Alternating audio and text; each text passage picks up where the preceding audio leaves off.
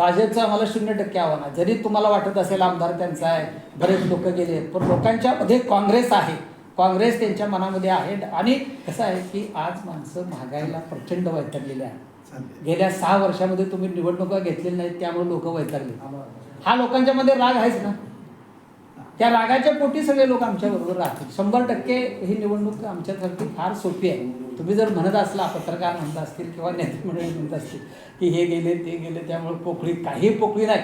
मलकापूर तर अतिशय चांगल्या वोटिंगनं आम्ही निवडून येतो ना. बघा, आम्ही तसं प्लॅनिंगच केलं. अनेक चेहरे तुम्हाला हळूहळू दिसतील, 1-2 दिवस जाऊ द्या, बरेच चेहरे आमच्याबरोबर आलेले दिसतील.